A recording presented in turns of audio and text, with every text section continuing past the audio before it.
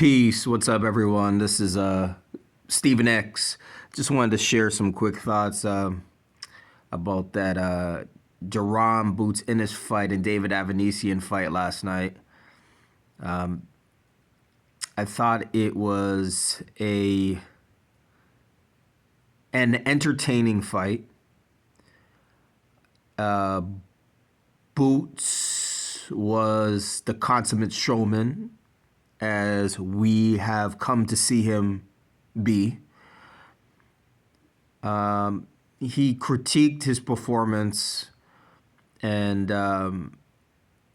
he said that he was dealing with some ring rust because it's been about a year since he's fought. I enjoyed the fight. I scored it.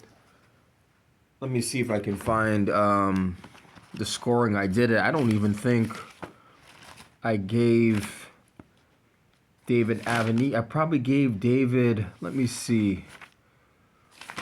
Let me see if I can find my scorecard for this fight. But as we know, David Avanesyan didn't even come out for the sixth round. And I heard that his jaw, I remember Chris Mannix said that his jaw was broken. I can't find my scorecard right now. Let's see. But I thought it was an entertaining fight. It seemed like Boots was trying to outdo Bud Crawford to me. It seems like he wanted to get the knockout before Bud Crawford did, which was in the sixth round, I believe, against David. So it did seem like he was almost rushing the performance, rushing the knockout. But I mean, he eventually got the TKO, which was sort of anticlimactic because, we all wanted to see like a real knockout, I can't seem to find the scorecard.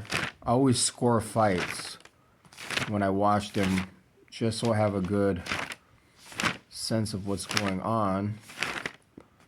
Let's see. Dubois. Nope.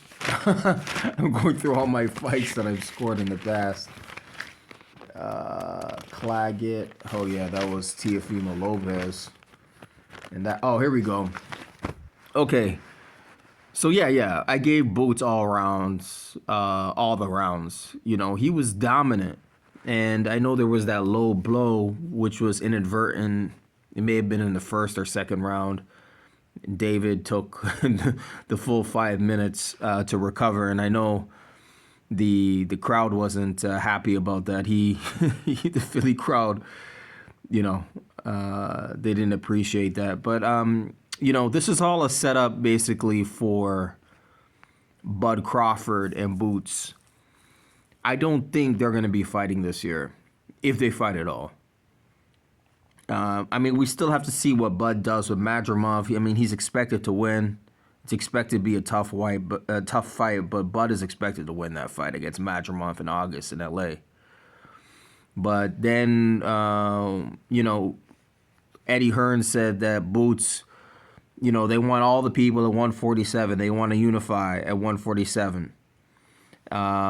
Bud's name was mentioned as well, but obviously, in my opinion, Bud, if you're serious about fighting Bud, then what's all this talk about 147 and unifying at 147? Like, isn't that going to take time?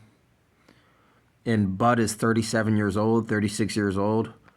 So like, if you're serious about fighting Bud, then you would have to move up to 154 to fight him. Bud is not at 147 anymore. So is this just Boots trying to clout chase? And I don't know what's going on here, but I'm hearing two things, and it's not making any sense. Boots, I mean, either way, he's got to fight again this year. This 1 year, these fighters fighting once a year ain't good enough, and especially in their prime. you gotta be fighting. If you gotta be fighting at least twice a year. Like even Canelo fights twice a year, and he doesn't even really have to. But we gotta see these young fighters, these elite fighters. You know, I'm not talking about journeymen. Journeymen fight all the time, but these elite fighters, you know, they gotta fight more than once a year. You know, and I'm not sure about that whole ring rust thing that Boots was saying. I understand being self-critical, but you know, I just don't think a year off affects an elite fighter, as Boots is saying. I think more like 2 or 3 years off. Fine, I can see your timing being off, but you know, once a year, elite fighters, that doesn't really affect them. So I'm not sure if something else was going on with Booth last night. It was a good performance. It was entertaining, but it did seem a little rushed. Not as polished as one may want it. He seemed like he was a little self-indulgent, sitting back admiring his work. You know, it was his first time in 6 years fighting in front of a Philly crowd. So I can see, you know, the nerves, the hometown nerves kicking in. And we saw Matias lose in a hometown fight to Liam Paro, under Eddie Hearn as well. So Eddie Hearn is probably very happy that Boots at least won in a dominant fashion. I want to see Boots and Bud. I'm not sure it's going to happen right now. But congratulations to Boots for that victory. He stopped a sturdy opponent, a strong opponent. He needs to fight again this year. And we're all looking forward to the August fight with Bud. But what do y'all think? Do you think that this performance makes the Bud fight a more attractive fight? I mean, the talk that I'm hearing is if that's what he's going to do against Bud, he gets hit a lot. You know, Boots gets hit a lot. I saw that in his last fight too, against Villanueva, I believe, or Valenzuela. But he does get hit a lot, but that's because he has bad intentions behind every punch he throws. So, you know,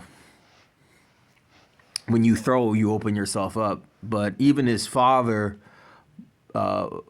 Boozy Ennis, said, "Hey, stop that, man. Like, stop getting hit. Like, you're getting unnecessarily hit by this guy." So I need to see Boots tighten up that defense. I need to see Boots not be so self-indulgent. I understand putting on a show. He puts on a great show, but just sitting back admiring your work. There was a lot of inside game yesterday, but that seemed unnecessary too. I mean, why are you fighting this guy on the inside? You can crush him from mid-range or from the outside. I mean, I just thought Boots was trying to fight a fan-friendly fight when it wasn't necessary. So, and it seems like he just wanted to show off all of his tools. So, you know, he's a showman at the end of the day, but I'm not sure how much showboating can happen against Bud Crawford. But let's see what happens going forward. So that's just some of my thoughts. Congrats to Boots for the victory. All right, next time, y'all. Peace.